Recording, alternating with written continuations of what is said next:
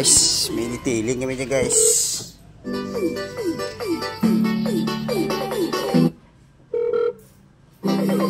Yeah guys wala na lahat ng upuan guys.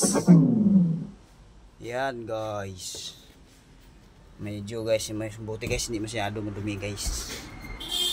Yan guys. Ito yung manubila guys bago-bago pa ito guys, sasakyan guys. Kaso nabasa ng tubig guys. Yan guys, binaklas na po namin lahat. Yan ang manubila niya guys. Parang sira-sira na yata pag tignan mo guys. Yan. Ito sa mga nais punta dito sa Manila, ito gagawin na trabaho natin pag punta dito. Yan.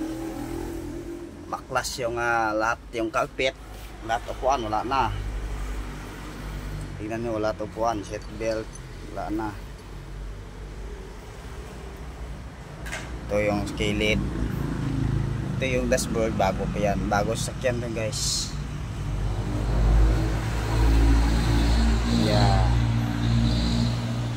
Ito parang bago pa to guys.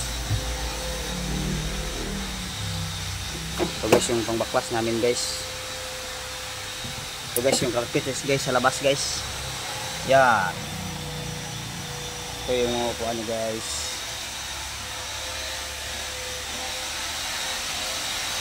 Amo niya guys, tanan ng mga plastic guys.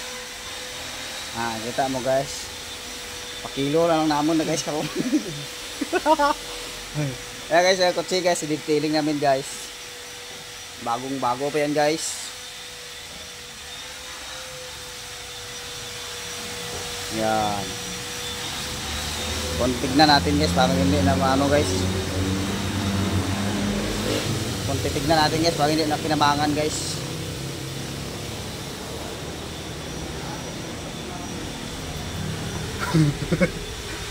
Parang hindi na kinabangan sa kyan guys, no?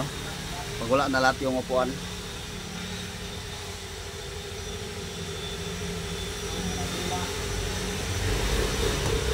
So yun guys, ingat muna tayo ng konti kasi mamaya mag-start na tayo maglaba ng mga mating. Yan. Yan mga mating niya guys, ang mating yung carpet niya guys, ganyan guys. Parang balat na guys.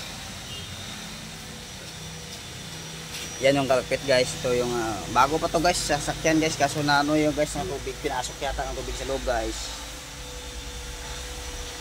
Yun. So yun lang po guys. Thank you for watching. Ingat po kayo. Hanggang dito lang po. I-update ko lang pagbalik namin po yung ano po, yung upuan at saka carpet.